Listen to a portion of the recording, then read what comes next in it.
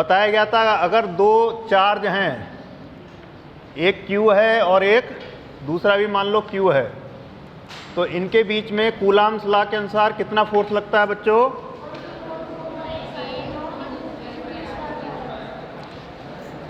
इसको K की form में लिखेंगे तो क्या लिखेंगे?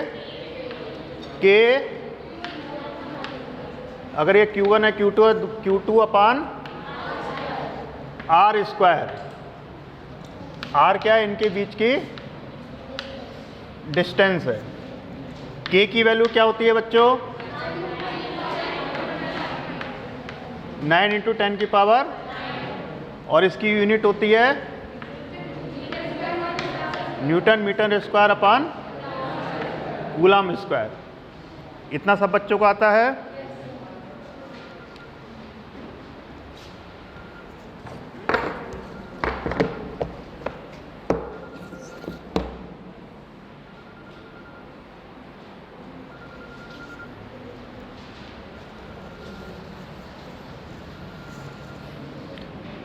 फिर ये बताया था ये फोर्स किधर लगता है? Along the line joining the forces.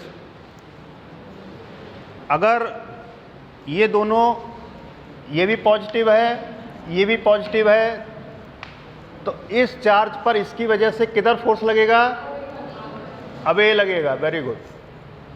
और इस चार्ज पर अवे लगेगा, इसकी वजह से, अगर दोनों चार्ज पॉजिटिव हैं। अगर ये चार्ज नेगेटिव हो जाता है, अब बताइए फोर्स किधर लगेगा? अब ये खींचेगा अपनी तरफ, और ये वाला अपनी तरफ खींचेगा। अट्रैक्टिव हो जाएंगे दोनों फोर्सेस।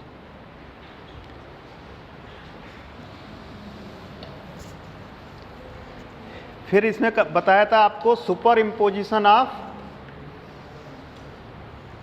चार्जेज। जैसे कई सारे चार्ज हैं, जैसे ये Q है, ये Q है, ये -Q है, और ये सारे A डिस्टेंस पर रखे हुए हैं तीनों चार्ज। कितनी डिस्टेंस पे? A पे। इक्विलैटरल ट्रायंगल है, तो इसको A मान लिया, इसको B मान लिया, इसको C मान लिया। तो इन दो चार्ज की वजह से मान लीजिए C पर चार्ज निकालना है, तो बच्चों बताओ कैसे निकलेगा? वेक्टर सम निकालेंगे।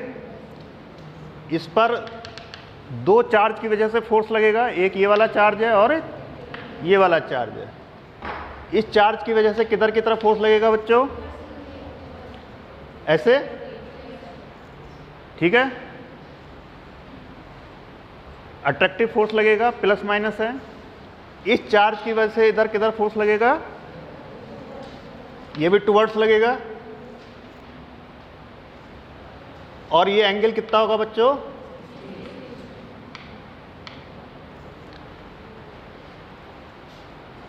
तो इसका रिजल्टेंट कैसे निकलेगा बच्चों? F² plus F² plus 2FF cosine. Cosine 60 की वैल्यू क्या होती है? 1/2, तो 3F² हो जाएंगे, तो क्या आ जाएगा? √3F। और F की वैल्यू क्या होगी बच्चों? KQ² अपान A²। आ गया? इस टाइप के सवाल कर लेंगे।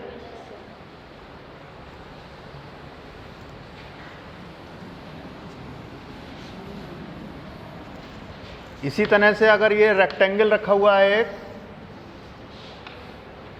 इस पर चार्ज Q है, इस पर चार्ज Q है, इस पर चार्ज प्लस Q है, इस पर चार्ज प्लस Q है,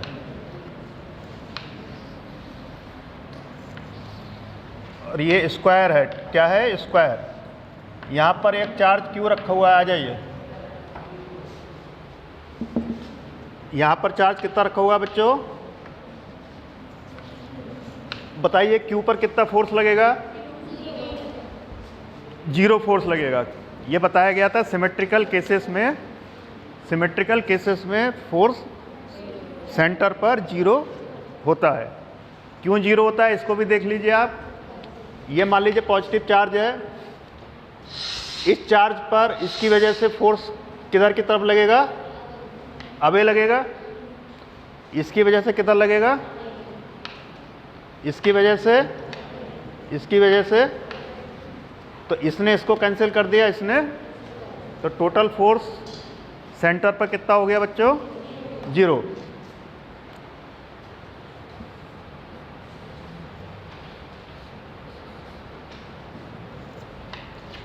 इसको मान लो हमने कर दिया 2Q और इसको भी कर दिया। अब बताइए अब क्या कितना हो जाएगा? अभी भी फोर्स क्या है? 0 ही लगेगा, क्योंकि ये वाला फोर्स इसको कैंसिल कर रहा है, ये भी 2Q के अपोजिट लगेंगे, तो फोर्स 0 हो जाएगा। ये समझ में आ रहा है आप लोगों को?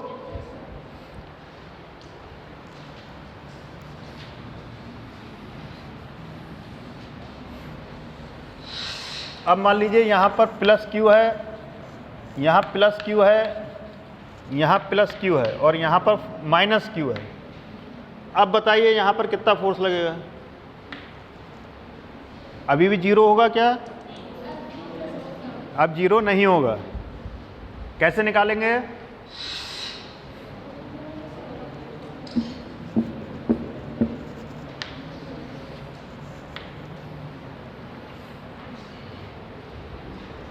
बताइए, ये प्लस Q है, इस पर इसकी वजह से किधर लगेगा फोर्स? इस पर इसकी वजह से, इस पर इसकी वजह से अबे, और माइनस Q की वजह से टुवर्ड्स। तो इसका मतलब ये दोनों क्या हो जाएंगे? तो कौन से बचे फोर्स? ये 2 फोर्स बचे। ये वाला फोर्स कितना होगा बच्चों? के QQ अपान ये R मान लें हम,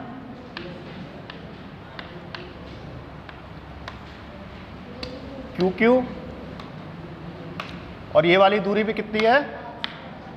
R²। आ रहा है समझ में? तो टोटल फोर्स कितना हो गया बच्चों? 2K QQ अपान R²। लेकिन R की वैल्यू हमें दी नहीं है। क्या दिया हुआ है? A दिया हुआ है। तो कैसे निकालेंगे? A² plus A² equal to A² plus A² कितना हो जाएगा? है 2R², 2R का होल स्क्वायर। इसका मतलब हुआ 2A² इक्वल टू 4R²। इसका मतलब क्या हुआ? R² इक्वल टू क्या हो गया? A² बटे √2 या केवल 2?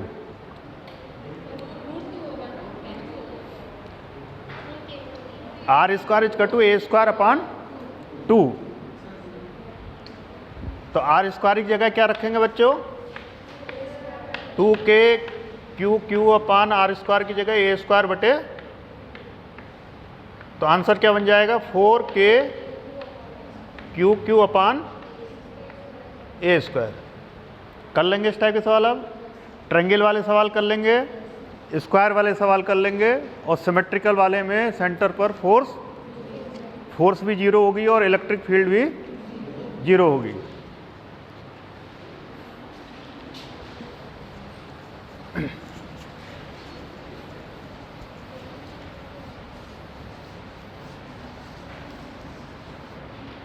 नोट्स वाले कॉपी लो।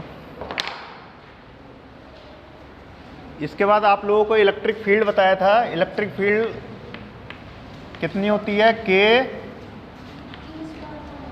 Q अपान R²। ठीक है, इलेक्ट्रिक फील्ड का फार्मूला क्या होता है? K Q अपान। और इस इलेक्ट्रिक फील्ड में अगर कोई चार्ज है, मान लीजिए कोई, इसको कैपिटल Q लिख देते हैं।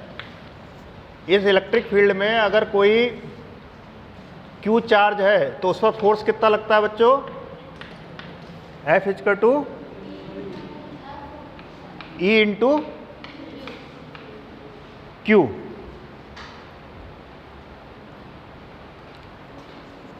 इसके बाद आपको पढ़ाया था हमने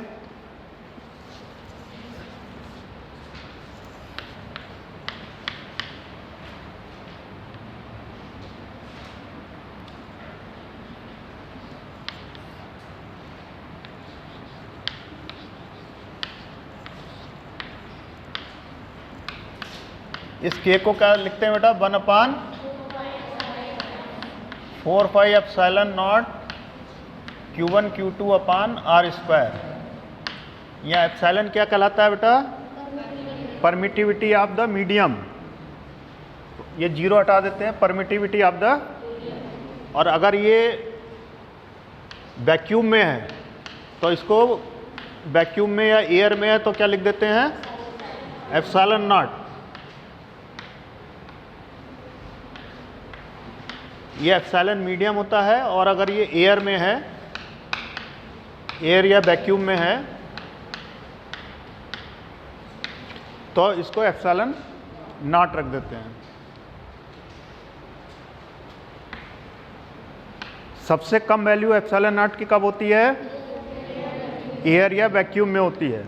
इसका मतलब फोर्स सबसे ज़्यादा कब लगेगा, अगर इसी चार्ज को, दो चार्ज हैं, अगर वो एयर में हैं, अगर उन पर F फोर्स लग रहा है, और अगर इन दोनों चार्जेस को हम पानी में डुबो देते हैं तो चार्ज F से ज़्यादा, फोर्स F से ज़्यादा हो जाएगा या कम हो जाएगा, या कम हो जाएगा, क्योंकि सबसे ज़्यादा फोर्स कहाँ लग रहा है, वैक्यूम में लग रहा है। तो पानी में जब दोनों चार्ज को कर देंगे तो फोर्स उनके बीच में कुछ कम हो जाएगा।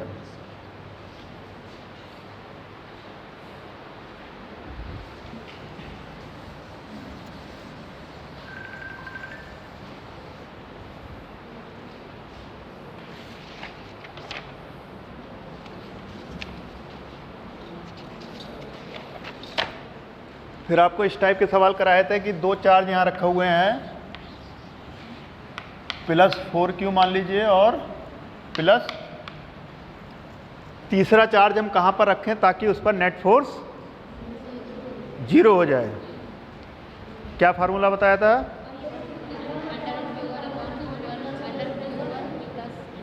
हाँ, और कहाँ से, स्मॉलर चार्ज से टुवर्ड्स, किधर,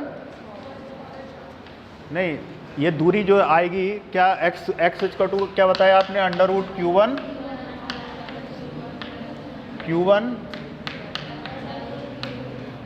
इंटू L, L क्या है ये, तो ये x क्या है, डिस्टेंस फ्रॉम स्मॉलर चार्ज इधर की तरफ या इधर की तरफ, इधर की तरफ। देखिए यहाँ भी जो भी चार्ज हम रखेंगे इसकी वजह से फोर्स किधर लगेगा, अवे लगेगा, और इसकी वजह से फोर्स किधर लगेगा, तो दोनों फोर्स कैंसिल हो रहे हैं, इसलिए नेट फोर्स। लेकिन अगर हमने मान लीजिए इसी को यहाँ रख दिया तो इसकी वजह से इधर फोर्स किधर लगेगा बच्चों, +Q की वजह से इस पॉइंट पर फोर्स किधर लगेगा, अवे लगेगा, और इस 4Q की वजह से, पॉजिटिव वजह से इधर किधर लगेगा फोर्स, तो दोनों जुड़ जाएंगे। तो यहाँ पर 0 नहीं हो सकता। 0 कहाँ हो सकता है, इन दोनों के बीच में ही हो सकता है, और उसका फार्मूला ये है। और अगर ड्राइव करना चाहें तो ड्राइव भी आप लोग डेरिवेशन भी कर सकते हैं। डेरिवेशन कैसे करेंगे, इन दोनों के बीच फोर्स कितना हुआ, अपान x², और इन दोनों के बीच फोर्स कितना हुआ, 4Q इंटू Q अपान L माइनस एक्स का, ये कट गए, तो L माइनस एक्स का होल स्क्वायर क्या हो गया बच्चों, 4x स्क्वायर। तो L माइनस एक्स कितना हो गया, 2x, L इज टू क्या हो गया, 3x, x इज टू क्या हो गया, L/3। इस फार्मूले से रख के देख लीजिए, Q √Q1 Q हो गया, √Q1 Q हो गया, इसकी जगह क्या हो गया, 4, तो ये 1 + 1 + कितना आएगा ये, तो ये भी 1/।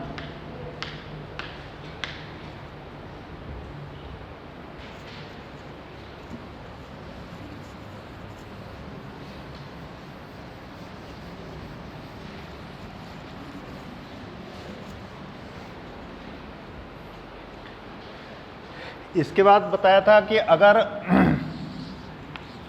एक यहाँ नेगेटिव चार्ज है और यहाँ पर क्या है, तो अब तीसरे चार्ज को कहाँ रखना होगा, छोटे वाले चार्ज से अवे, मतलब कहीं यहाँ पर रखना पड़ेगा एट ए डिस्टेंस x। देखिए इस पर इसकी वजह से चार्ज किधर होगा और इस चार्ज पर माइनस की वजह से किधर होगा, तो दोनों कैंसिल हो जाएंगे। और इसका फार्मूला क्या बताया था,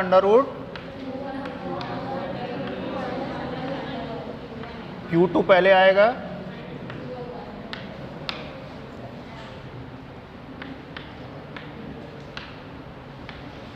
Q2 कितना है 4Q - Q, तो ये आ जाएगा 1 + 2 तो 1L आ जाएगा। मतलब कितनी दूरी पर रखना पड़ेगा, L दूरी पर।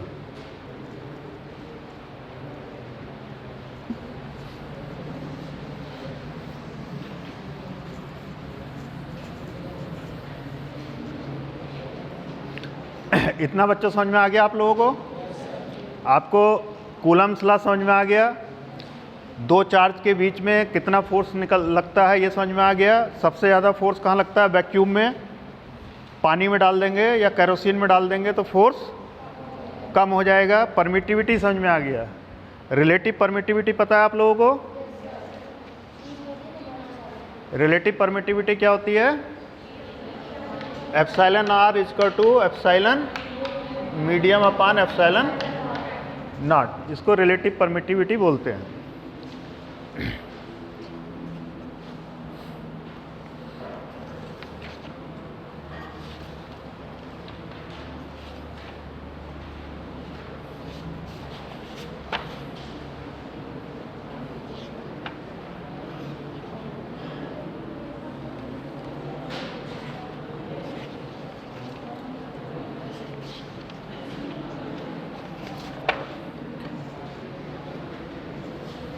फिर आपको इलेक्ट्रिक फील्ड लाइंस बताई गई थी।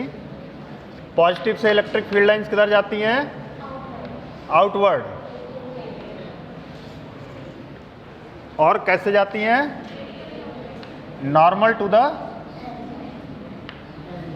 90 डिग्री एंगल पे बनती हैं, नॉर्मल टू द सरफेस। और अगर ये मेटल है तो मेटल के अंदर से जाती हैं, इसके अंदर से जाएगी नहीं जाएगी, ये नहीं जाएगी, मेटल के अंदर से नहीं जाती है।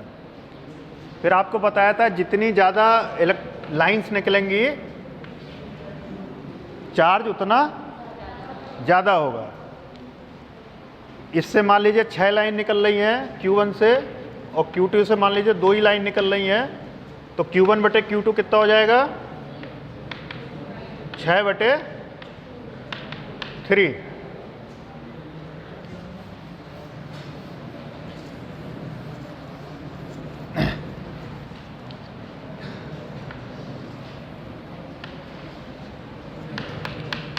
ये पॉजिटिव है, ये नेगेटिव है।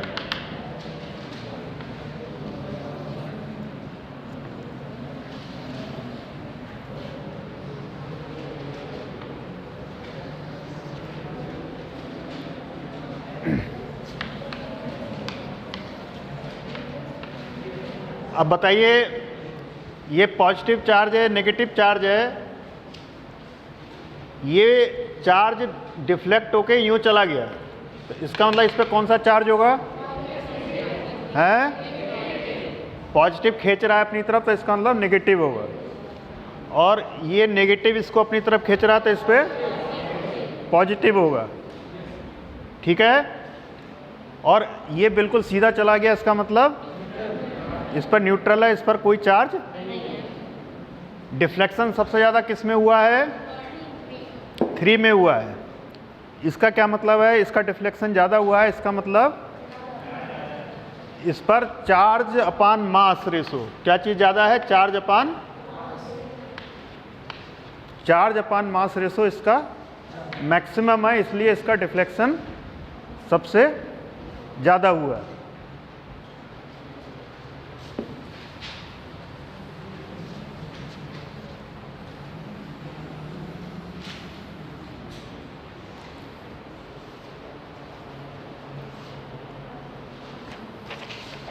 और क्या बताया था आपको? एंगल जितना ज़्यादा होगा चार्ज उतना कम होगा। ऐसे है और ये ऐसे चला गया, और ये अगर Q1 है तो Q2 है, तो बताइए Q1 बड़ा होगा या Q2 बड़ा होगा? Q1 is less then Q2, Q2 ज़्यादा होगा क्योंकि ये एंगल कम है, ये एंगल बड़ा है। तो यहाँ पर जो इलेक्ट्रिक लाइन्स हैं उनकी डेंसिटी ज़्यादा है। ये समझ में आ रहा है आप लोगों को, पीछे वालों को?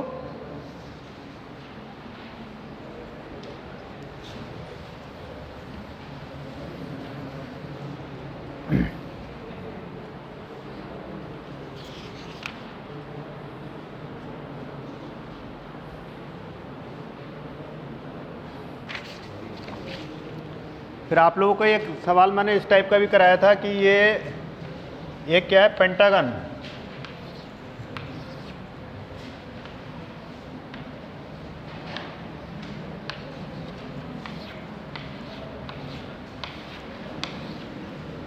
तो इन चार, ये दूरी A है मान लीजिए, इन चार चार्ज की वजह से सेंटर पर फील्ड कितनी होगी? 5 की वजह से नहीं, 4 की वजह से। अगर यहाँ 5वां होता, यहाँ भी Q होता, तो कितनी फील्ड हो जाती? लेकिन ये पूछ रहा है सिर्फ इन 4 की वजह से यहाँ पर फील्ड कितनी होगी। कौन बच्चा बताएगा? नोट्स में दिया है?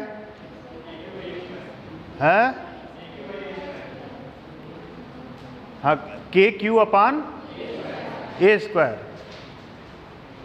देखिए अगर यहाँ पर भी चार्ज हो जाता तो सारी फील्ड, इसका मतलब इसकी वजह से जो फील्ड क्रिएट हो रही है वो किसके बराबर है? इन 4 के, तभी वो इसको 0 करेगा। तो इसकी वजह से कितनी फील्ड होगी? इस Q की वजह से KQ अपान A²। और इस पॉइंट पर इस Q की वजह से फील्ड किधर होगी? अबे होगी। तो इन 4 की वजह से फील्ड किधर होगी? ऊपर की तरफ होगी। ये देखिए पेज नंबर 21 पे कर रखा है।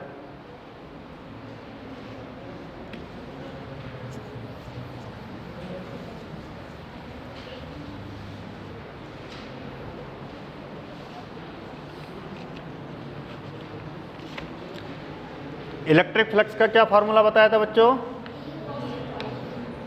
E, अगर वेक्टर में लिखें तो कैसे लिखेंगे? E डॉट A इसका to EA।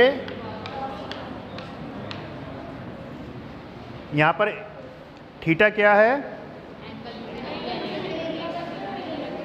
Area vector, angle between area vector and field. Area vector क्या होता है? Perpendicular to the surface of the area, perpendicular to the surface of the area. जैसे मान लीजिए ये फर्श है, ये फर्श है, और कौन से प्लेन में? XY प्लेन में। कौन सा प्लेन है? तो इसका एरिया वेक्टर कौन से तरफ होगा? Z वेक्टर की तरफ होगा।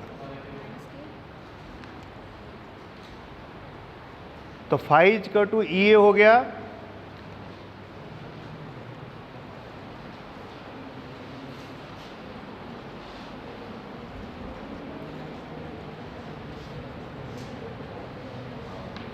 तो मान लीजिए ये एक सिलेंडर है, इलेक्ट्रिक फील्ड की डायरेक्शन ये है, ठीक है। इसका एक सरफेस ये है, एक सरफेस ये है, और तीसरा क्या, कर्व्ड सरफेस है। तो बताइए सरफेस ए से कितना फ्लक्स होगा, φ1 कितना होगा, ई ए कोसाइन 0, क्योंकि इसका एरिया वेक्टर ऐसे होगा तो एंगल, तो कितना आंसर हो जाएगा, ई ए। φ2 कितना होगा बच्चों, ई ए कोसाइन 180, तो माइनस, और φ3 कितना होगा, इसका एंगल ऐसे बनेगा एरिया वेक्टर का, तो 90 डिग्री हो जाएगा कोसाइन, तो आंसर कितना हो जाएगा, 0। क्लियर है।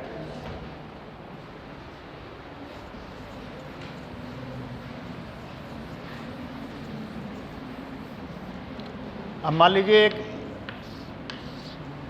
एक इस टाइप का सर्कुलर प्लेट है जिसका रेडियस r है, और फील्ड का एंगल जो है, फील्ड का एंगल ये 30 डिग्री है, कितना है, तो अब बताइए इसमें फ्लक्स कितना होगा,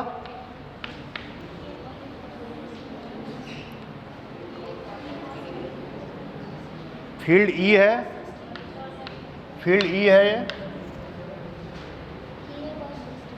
ई ए कितना हो गया, ए कितना लिख दें, सर्कुलर प्लेट है πr², कोसाइन कितना होगा बच्चों, कोसाइन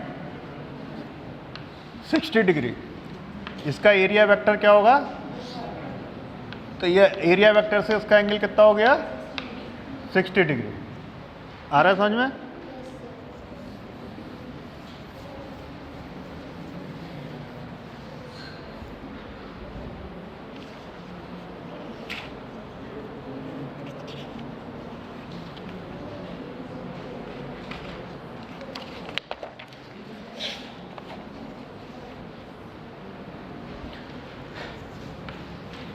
फिर बताया था इलेक्ट्रिक डाइपोल। इलेक्ट्रिक डाइपोल क्या होता है बच्चों,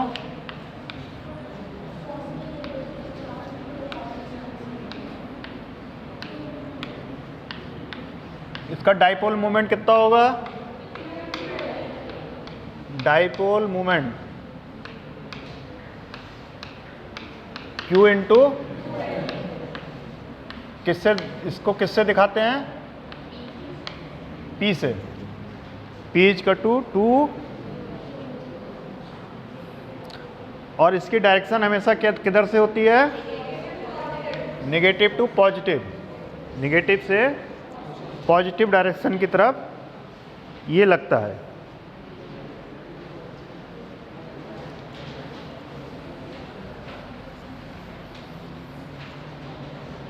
कोई इस टाइप का एक और सवाल कराया था आप लोगों को, यहाँ प्लस Q है, माइनस Q है, यहाँ प्लस Q है, यहाँ भी, तो दो टाइप डाइपोल मोमेंट बन जाएंगे। इसका डाइपोल मोमेंट हो जाएगा Q इंटू, अगर A है ये, और इसका भी कितना हो जाएगा, Q इंटू रिजल्टेंट कितना हो जाएगा, QA √2।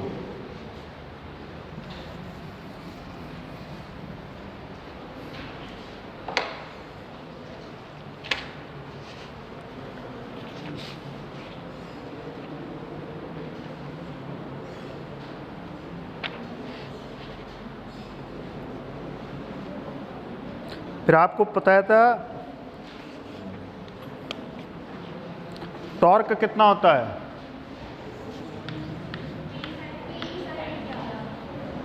Torque due to dipole,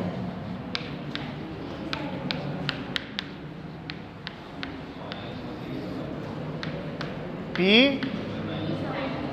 cross E है, वेक्टर फॉर्म में कैसे लिखेंगे, P क्रॉस, और इसको ऐसे लिख सकते हैं PE साइन थीटा, जिसमें अगर इलेक्ट्रिक फील्ड ऐसे जा रही है, इलेक्ट्रिक फील्ड और डाइपोल के बीच का एंगल है थीटा। थीटा क्या है? Angle between dipole and electric field, theta. ये टॉर्क निकालना आता है सबको?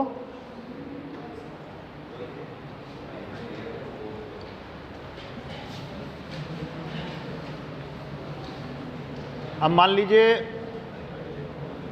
एरिया दिया हुआ है इस टाइप से, area equal to 2i plus 3j plus 5j, ठीक है। और इलेक्ट्रिक फील्ड दी हुई है i plus j plus k। तो फ्लक्स निकालना है, निकाल लेंगे। एरिया वेक्टर कितना दिया है? ai 3j प्लस, कौन बच्चा निकाल लेगा? फ्लक्स कौन निकाल लेगा इसका? फ्लक्स का क्या फार्मूला था बताइए? ई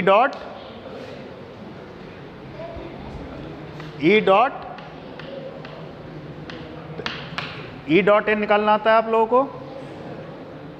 बताओ ई डॉट कितना होगा इसमें? 2 प्लस 3 प्लस कितना आंसर हो जाएगा? 10। समझ में आ रहा है ये बात कि नहीं? कि इलेक्ट्रिक फ्लक्स का फार्मूला होता है ई डॉट, और डॉट प्रोडक्ट में क्या होता है? आई डॉट आई कितना होता है? 1। आई डॉट जे कितना होता है? और आई डॉट के कितना होता है? तो केवल आई का ले लेते हैं, जे का ले लेते हैं, और के का प्रोडक्ट ले लेते हैं, और आंसर निकल आता है।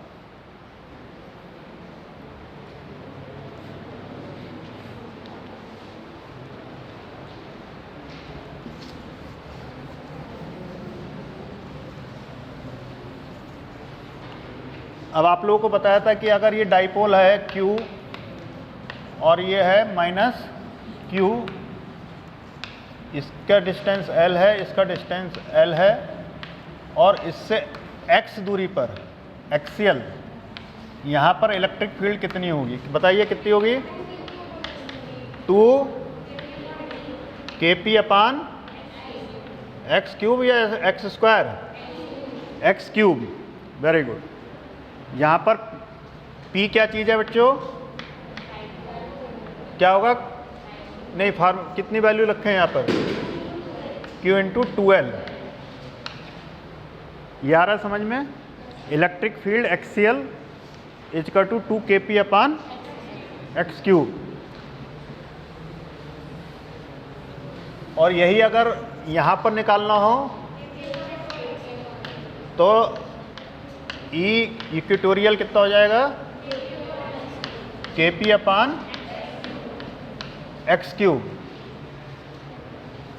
इसका मतलब ये हुआ E एक्सियल इक्वल टू 2 गुणा E इक्वेटोरियल। ये सही लिखा है? ठीक है।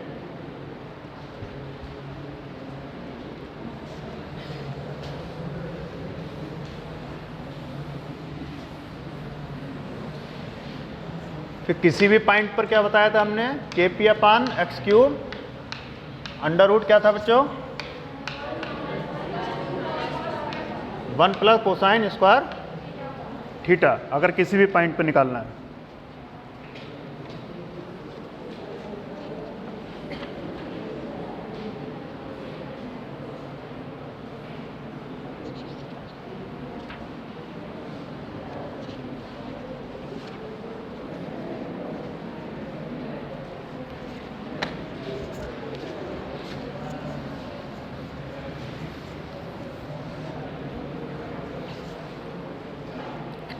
इसके बाद आपको पढ़ाया था बेटा, क्या पढ़ाया था?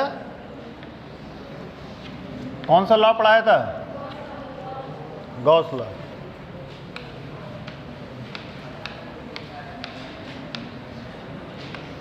गॉस लॉ में क्या पढ़ाया था? अगर किसी सरफेस के अंदर Q चार्ज है तो इसकी वजह से फ्लक्स कितना होगा बच्चों? Q upon epsilon not. और अगर इस सरफेस की रेडियस बढ़ा के डबल कर दी। पहले सरफेस कितनी थी r, अब कितना कर दिया रेडियस, तो फ्लक्स में कोई अंतर पड़ेगा? फ्लक्स में कोई अंतर, फ्लक्स किस पे डिपेंड करता है? केवल इनसाइड, कितना चार्ज इनसाइड है, केवल इस बात पर फ्लक्स। अरे बच्चों तुम लोग ध्यान क्यों नहीं दे रहे हो? बताओ फ्लक्स गॉस लॉ क्या है, बताइए। गॉस लॉ क्या बताया? अभी सो रहे हो हैं? सब बच्चे सीख गए, तुम अभी गॉस लॉ ही नहीं सीखे, आपस में बात कर रहे हो हैं? तो क्वेश्चन तो घर से करने हैं ना, यहाँ जो चीज़ बताई जा रही है उसको तो समझो। बताइए गॉस लॉ क्या होता है? सुना है कभी ये नाम? कौन से क्लास में हो? 12th में हो, पता होना चाहिए गॉस लॉ क्या होता है। कौन बच्चा बताएगा Gauss law? Flux from a enclose surface equal to q inside upon epsilon naught, q inside upon epsilon naught. ये जो सरफेस है, इनक्लोज सरफेस है, इसकी आकृति पर डिपेंड ना इसके साइज पर डिपेंड करता है। किस पर डिपेंड करता है? क्यू इनसाइड पर डिपेंड करता है केवल।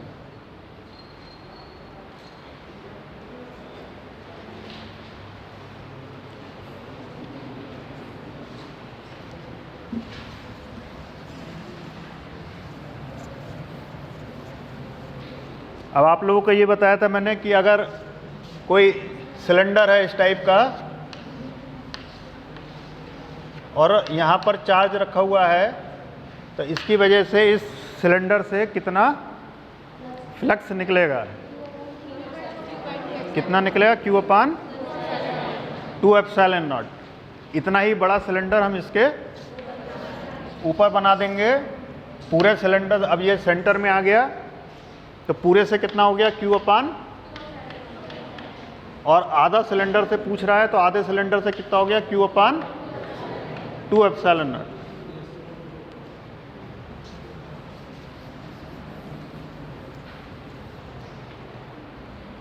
इसके बाद आप लोगों को इसी तरह से बताया था कि एक प्लेट है, प्लेट से इसकी a/2 हाइट पर कितना चार्ज रखा हुआ है, तो इस प्लेट से कितना फ्लक्स निकलेगा? तो इसका क्या बना लेंगे? एक क्यूब बना लेंगे। तो क्यूब के सेंटर में क्या आ जाएगा? चार्ज। तो पूरे क्यूब से कितना हो जाएगा flux? Q upon epsilon not. तो एक फेस से कितना हो जाएगा? Q upon 6 epsilon not.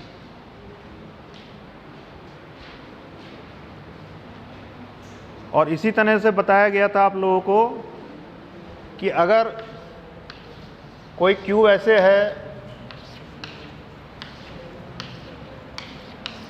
और इसके एज पर रखा हुआ है, वर्टेक्स पर रखा हुआ है क्यूब, तो इस क्यूब से कितना फ्लक्स इसमें कितने क्यूब रखने पड़ेंगे सेंटर में लाने के लिए? 8। तो इन 8 क्यूब को जब रख देंगे तो उसकी वजह से जो फ्लक्स होगा वो होगा Q अपान, सबसे 8 से वो कितना होगा? Q upon epsilon not. तो एक क्यूब से कितना हो जाएगा? Q upon 8 epsilon not. और अगर हमने कहा था कि केवल एक सरफेस लेनी हो, केवल एक सरफेस लेनी हो, तो क्या बताया था? Q अपान 8 एप्सिलॉन नॉट तो पहले था, और किससे डिवाइड करेंगे? 3 से। केवल 3 सरफेस ओपन है, 3 से फ्लक्स नहीं निकलेगा क्योंकि वो और क्यूब उसको घेरे हुए हैं। तो इसका आंसर हो जाएगा फिर Q अपान 24।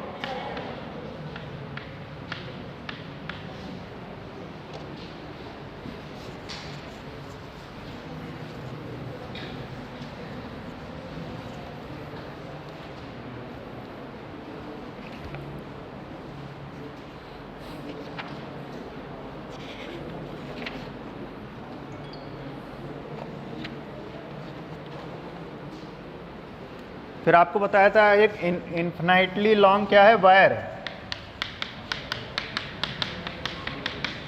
इससे x दूरी पर कितना इलेक्ट्रिक फील्ड होगी? Lambda upon 2 pi epsilon not r। अगर ये r है तो r ले लीजिए, ठीक है। इसको आप ऐसे भी लिख सकते हैं 2 लैम्डा, नीचे क्या लिख दें 4 pi epsilon not into r, और ये क्या लिख सकते हैं k, तो 2k लैम्डा अपान r। ये फार्मूला सबको आता है कि lambda upon 2 epsilon not r। ये हो गया एक लंबे तार की वजह से, जिस पे चार्ज है, कंटिन्यूस चार्ज है, उसकी वजह से r दूरी पर कितना फ्लक्स, कितना इलेक्ट्रिक फील्ड होगी।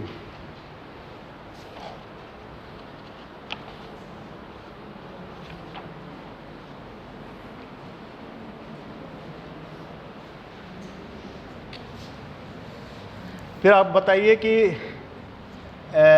एक इसी प्रकार की लंबी क्या है, शीट है, इसकी वजह से फ्लक्स कितना है, इलेक्ट्रिक फील्ड कितनी आई थी बच्चों? Sigma upon 2 epsilon not. तो इसका मतलब क्या हुआ कि शीट की वजह से इलेक्ट्रिक फील्ड कांस्टेंट है या वेरी कर रही है? जैसे जैसे दूरी बढ़ रही है या घट रही है, r इस पे डिपेंड नहीं कर रहा है, लेकिन वायर में क्या हो रहा है, ये 1/r के उससे घट रही है। इसका मतलब जैसे जैसे वायर के मामले में जैसे जैसे दूरी बढ़ेगी फील्ड घटती चली जाएगी, लेकिन इसमें फील्ड कांस्टेंट रहेगी।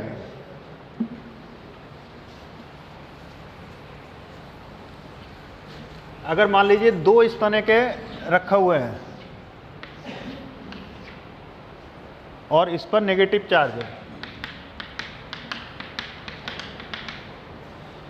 और इस पर, इस सीट पर कौन क्या है, पॉजिटिव चार्ज है। तो ये भी मैंने कराया था। अगर यहाँ पर कोई पॉइंट लेते हैं बाहर, तो इसकी वजह से फील्ड किधर होगी, इनवर्ड, और इसकी वजह से फील्ड किधर होगी, और दोनों फील्ड कैसी हैं, बराबर हैं, क्योंकि दूरी पर डिपेंड नहीं कर रही हैं। तो प्लेट के बाहर फील्ड कितनी हो गई, 0। एक की डायरेक्शन इधर है, एक की डायरेक्शन। इसी तरह से यहाँ पर अगर हम देखना चाहें, इसकी वजह से फील्ड किधर होगी, अवे, और इसकी वजह से फील्ड कितनी होगी, टूवर्ड्स। और फील्ड कितनी निकाली है शीट की वजह से, सिग्मा अपान 2 एप्सिलॉन, और इसकी वजह से कितनी निकाली है, सिग्मा अपान, और दोनों की डायरेक्शन अपोजिट है, तो यहाँ नेट फील्ड कितनी हो जाएगी, 0।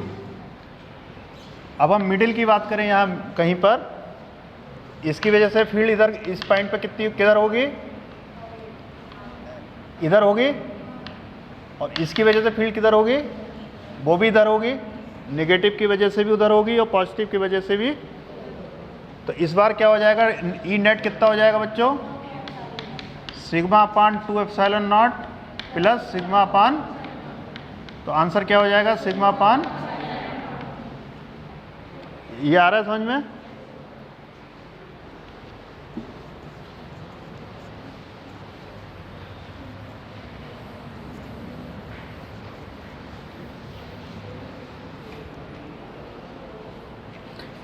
फिर आपको स्पेयर्स बताए थे।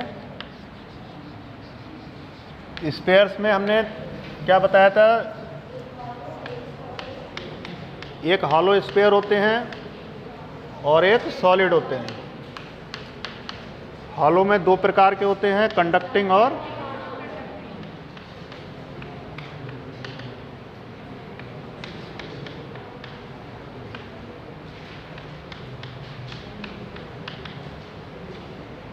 इसमें भी कंडक्टिंग और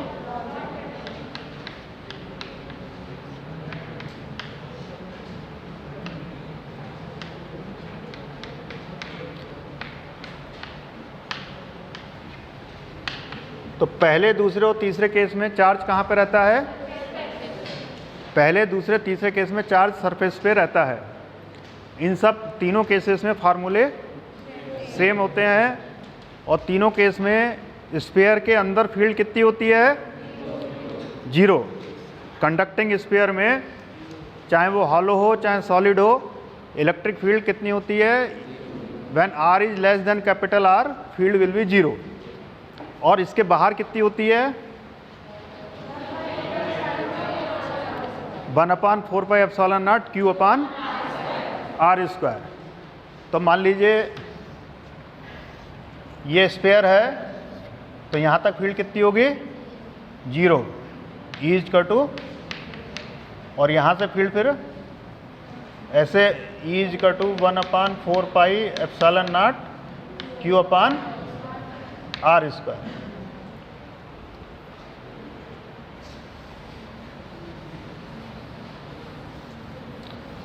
और जो नॉन कंडक्टिंग वाला है, इसमें भी जब r is greater than r, तो फील्ड कितनी होती है? सेम फार्मूला होता है। लेकिन जब r is less than r, तब क्या फार्मूला होता है?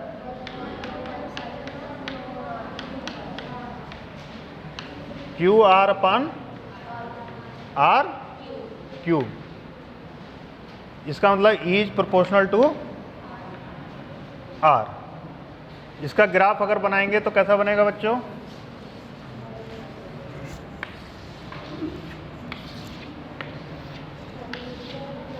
यहां तक कैसे, क्या हो रहा है? E घट रहा है, बढ़ रहा है या कांस्टेंट है? E इज प्रोपोर्शनल टू, इसका क्या मतलब हुआ? E बढ़ रहा है, घट रहा है? बढ़ रहा है, और ऐसे बढ़ रहा है proportional to R, straight line में। और इसके बाद वो वाला फार्मूला आ गया 1/r²। 1/r² वाला ऐसे करके घट रहा है।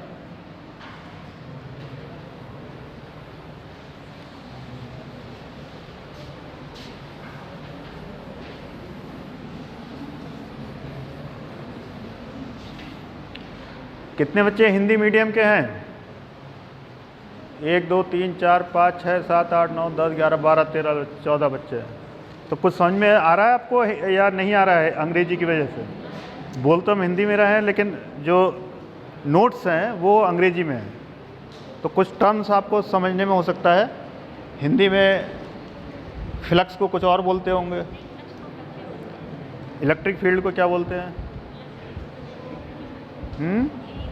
यही बोलते हैं। तब तो कोई दिक्कत नहीं है, समझ में आ रहा होगा आप लोगों को। देखिए पहले सवाल था electric dipole is place at an angle of 30 degree. ध्यान दीजिए, टॉर्क का क्या फार्मूला था? PE sin theta. टॉर्क की वैल्यू कितनी दी हुई है? 4। P की वैल्यू क्या होगी? Q into 2L। 2L कितना दिया है? 2 सेंटीमीटर। E कितना दिया हुआ है? 2 इंटू 10 की पावर, और थीटा कितना दिया हुआ है? शांति बनाए रखिए, ध्यान दीजिए सवाल पे। तो sin 30 1/2 होता है, 2 से 2 यहाँ बच गया Q इंटू 2 की इंटू 10 की पावर 3। तो 2 से 2 गया, Q is equal to 2 into 10 की पावर -3। तो 2 मिली कूलाम। क्या आंसर हो गया? 2 मिली कूलाम। कितने लोगों का आंसर सही आया? हाथ खड़ा करें। ये लगभग 70% लोगों का सही आया है। जबकि ये सवाल प्रीवियस ईयर वालों में है। प्रीवियस ईयर वालों में जिन बच्चों ने किया होगा प्रीवियस ईयर क्वेश्चंस में, क्वेश्चन नंबर 2 का आंसर 2 कहाँ पर रखा हुआ है? कॉर्नर पे। कितने बच्चों का 2 आंसर है? हाथ खड़ा करें। ये भी काफ़ी बच्चे गलत करें, जबकि आज भी कराया था ये सवाल। अगर कॉर्नर पे रखा होगा तो उसको सेंटर में लाने के लिए कितने क्यूब रखने पड़ेंगे? तो 1 क्यूब से कितना फ्लक्स होगा? Q/8 epsilon naught. ये भी आपको बताया था, रेडियस बढ़ाने से फ्लक्स सेम रहेगा, चेंज नहीं होगा। क्वेश्चन नंबर 3, जिन्होंने एक एक नंबर देते जाइएगा, जिनका सही हो उन्हें 1 नंबर दे दीजिए। क्वेश्चन नंबर 4 का आंसर है 3। क्वेश्चन नंबर 4 देखिए, क्वेश्चन नंबर 4 कैसे करना था। प्रीवियस ईयर क्वेश्चंस में दिया हुआ है question number 4।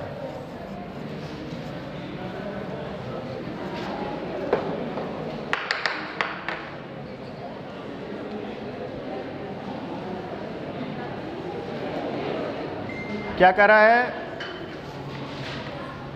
Force equal to K epsilon naught में, किस में है? एप्सिलॉन नॉट में 1/4 पाई एप्सिलॉन नॉट, और दूरी दी है, क्या दिया हुआ है? डिस्टेंस d² दिया हुआ है, और मिसिंग आयन अगर n है तो चार्ज कितना हो जाएगा? n e। चार्ज कितना हो जाएगा? और 2 है तो n e²।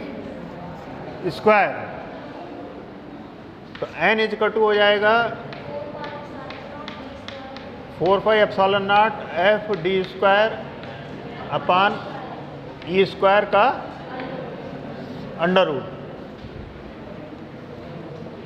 तो ऑप्शन नंबर 3 क्वेश्चन नंबर 4 का आंसर होगा। क्वेश्चन 5 पे आओ।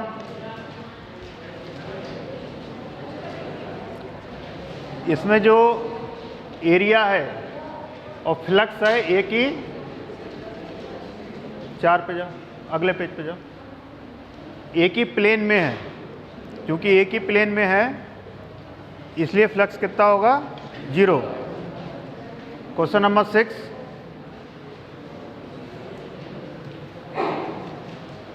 क्या बताया था? केरोसिन ऑयल में डाल दिया तो फोर्स डिक्रीज कर जाएगा। 7वें का आंसर, फील्ड क्या पूछ रहा है? स्फीयर के अंदर r/2 पर, r/2 स्फीयर के अंदर होगा, बाहर होगा? अंदर होगा, तो फील्ड क्या होगी? 0। क्वेश्चन नंबर 8,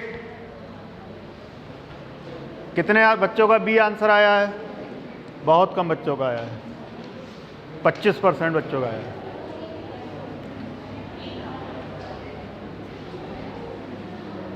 उसने कहा AKB, इसकी वजह से फील्ड कहाँ जा गया वापस? AKB की वजह से फील्ड कितनी है? E। और ये सिमेट्रिकल है तो ऊपर कितना होगा चार्ज? फील्ड 0। तो बचा हुए हिस्से की वजह से भी कितनी फील्ड होगी? E आपस में कैंसिल करेंगे, और इससे अपोजिट डायरेक्शन में होगी। इसकी वजह से फील्ड किधर होगी? इधर होगी। तो इसकी वजह से फील्ड ओके की तरफ होगी। 8वें का आंसर इज बी। नेक्स्ट, ये बच्चे कर पाए नहीं?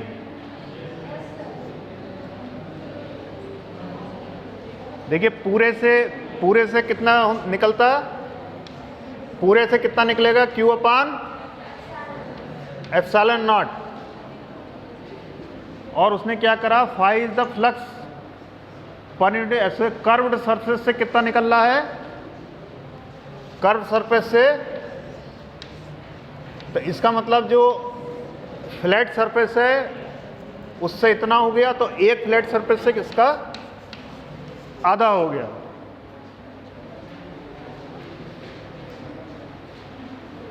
नाइन्थ का आंसर हो गया।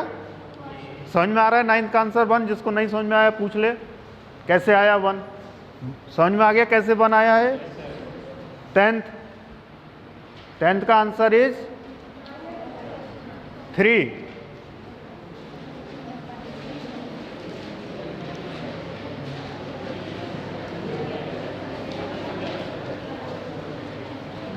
%25 चार्ज जो है दूसरे पर ट्रांसफर कर दिया, तो इसका क्या मतलब हो गया? एक पर चार्ज कितना रह गया?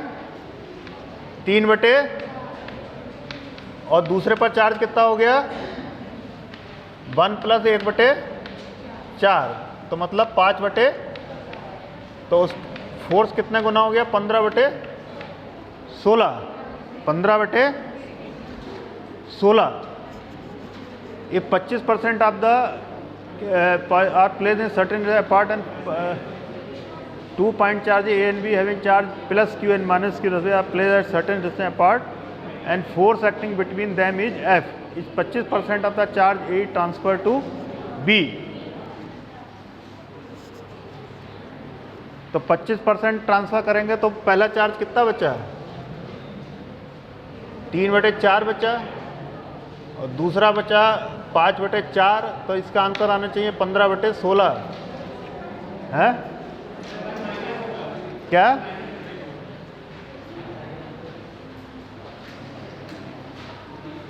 अच्छा, एक पॉजिटिव है एक नेगेटिव है, तो पॉजिटिव वाला घट के हो गया 3 बटे 4, पॉजिटिव वाला इसको दिया वो भी 3 बटे 4 हो गया, तो आंसर हो गया 9 बटे 16। बहुत अच्छा क्वेश्चन है ये, क्योंकि पॉजिटिव चार्ज का 25% दिया तो नेगेटिव चार्ज में से वो घट जाएगा, जुड़ेगा नहीं।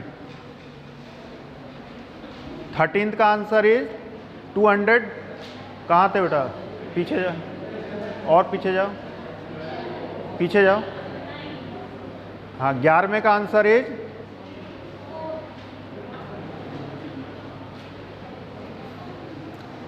11वें का आंसर देखिए,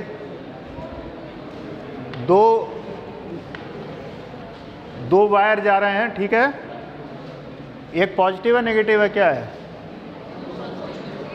दोनों के साथ पॉजिटिव है, तो इस पॉइंट पर इसकी वजह से किधर लगेगा बेटा?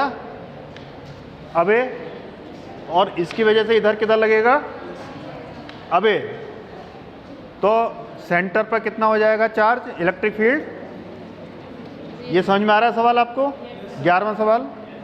2 वायर हैं, सेंटर पर दोनों तरफ से क्या लगेगा? अपोजिट इलेक्ट्रिक फील्ड लगेगी, net electric field will be 0।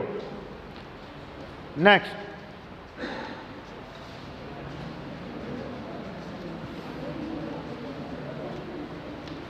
ये आप लोगों को बताया था इलेक्ट्रिक डाइपोल का नेट चार्ज कितना होता है? जब नेट चार्ज 0 हो गया तो फ्लक्स कितना होगा? 0। 12वें का आंसर 2 है। क्वेश्चन नंबर 13 का answer 1।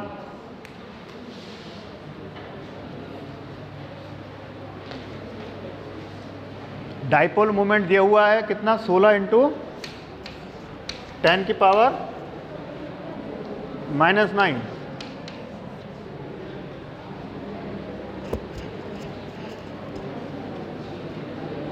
Electric potential due to a dipole at a distance 0.6 metre from the centre of the dipole situational and mechanical theta. ये आप लोग निकाल लिए नहीं निकाल लिए? 13th कौन निकाला है? 13th कौन निकाला? कोई निकाला है इसको 13th को? निकालो और सॉल्व करो बेटा। कैसे किया तुमने? बोर्ड पे कर दो, डस्टर ले जाओ।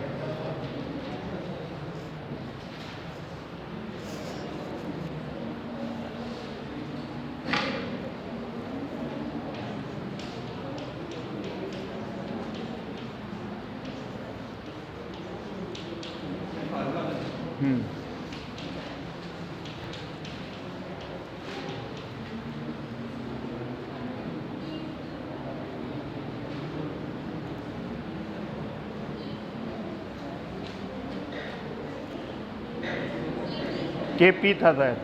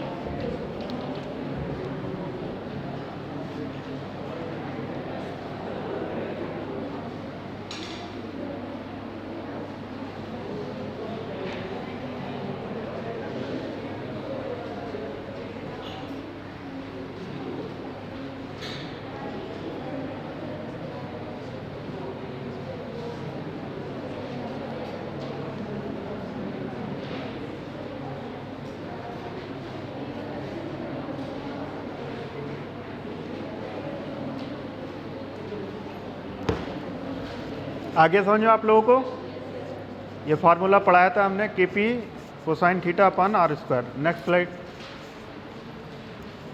14 का आंसर इज 1।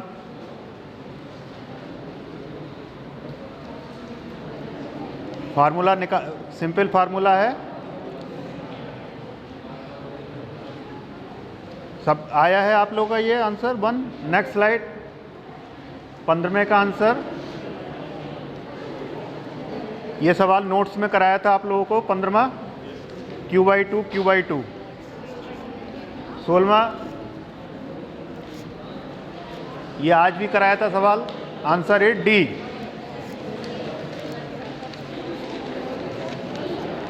17वां, बातें मत करिए, आगे देखिए। 17वां चलिए 17, answer is B. Answer is B, ये सवाल भी आज कराया था आप लोगों को। 18वां, answer is L/4। L/4। 19th, answer is L/3 A। 28th, answer is B।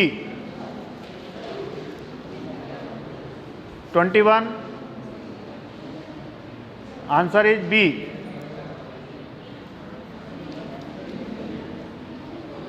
22, answer is D।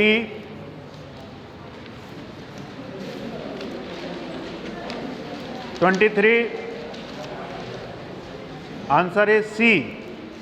23 का आंसर इज C। 24 का आंसर है D। 24 का आंसर D। 25 का आंसर B। 25 का B। 26 का answer through the curved surface. D is the correct answer, D। Angle कितना बनना है? 90 डिग्री, कोसाइन 90 0। 27वां C। 27 में का आंसर C। 28वां C। 29वां, 29 में का आंसर D। 30 में का आंसर 80। 30 में का आंसर 80। 31वां है 29 का आंसर D। नॉन कंडक्टिंग है ये। 29 फिर से दिखा दो। Non conducting sphere. Non conducting में R is less than R। अंदर की तरफ क्या बताया था? E is proportional to R। Next slide. खोलो खोलो, क्या लिखा है? R इज ग्रेटर लिख दिया है। अच्छा 29 पे अलग फिर से आ बेटा, 29 पे। अच्छा तो इसका आंसर अगर R गलत टाइप हो गया तो इसको B आंसर होगा इसका। 29 का आंसर होगा B। 29 का आंसर बी होगा। सही कर लीजिए, 20 उसके हिसाब से नंबर दे दीजिए, बी के हिसाब से 29 की।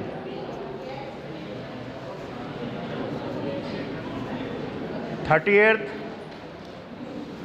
का आंसर 80, डी आंसर होगा। 31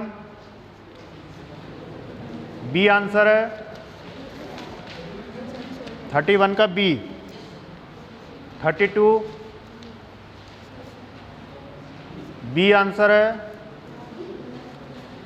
पहले की वजह से जो दूसरे पे लगेगा, दूसरे की वजह से भी वही फोर्स पहले पे लगेगा, सेम फोर्स लगेगा। ये कई बार आपको बताया जा चुका है। अगर दो चार्ज हैं, अगर एक चार्ज पर पहले की वजह से F फोर्स लग रहा है तो दूसरे चार्ज पर भी उतना ही फोर्स लगेगा। नेक्स्ट 33 का आंसर ए। 33 का ए समझ में आ रहा है कैसे आया है? 34 इसका आंसर कितने बच्चों का जीरो आया? काफ़ी बच्चों का आया, वेरी गुड। 35 का सी। क्या करना था? गुणा करनी थी आपस में, फील्ड इनटू चार्ज। फोर्स क्या बताया था? Field into. Next slide. 36 का आंसर है डी। 36 का आंसर, दोनों फोर्स, दोनों की फील्ड जुड़ जाएगी आपस में, दोनों की फील्ड जुड़ जाएगी। Next slide. 38 का बी, 37 का बी, 37 का बी, 38 का बी, 39 सी, 40 सी,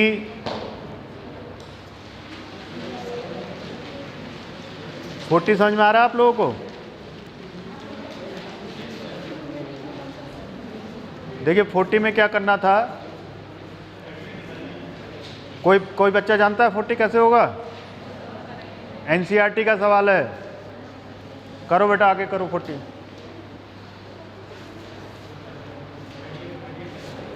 समझा के करो और बच्चे समझ भी जाएं। बोर्ड पे मिटा के करो। डस्टर लो बेटा, ये लो, इस पे मिटा के उस वाले बोर्ड पे करो, उस वाले पे।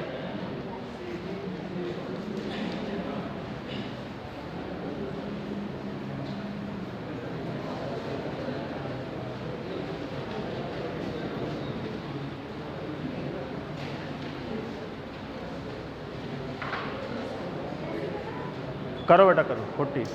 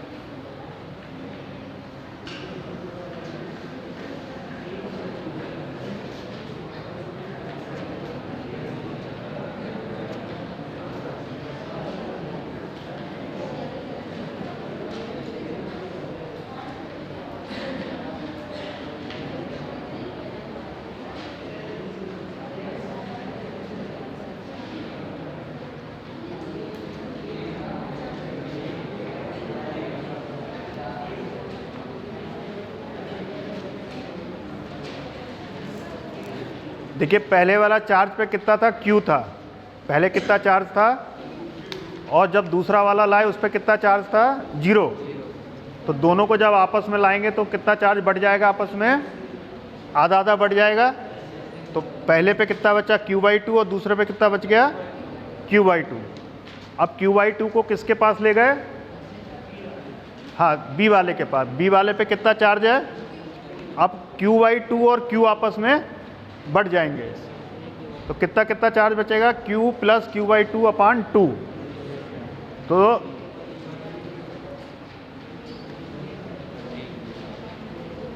तो 3Q/4। क्या कितना बचेगा 3Q/4। तो एक पर चार्ज हो गया Q/2, दूसरे पर चार्ज हो गया 3Q/4।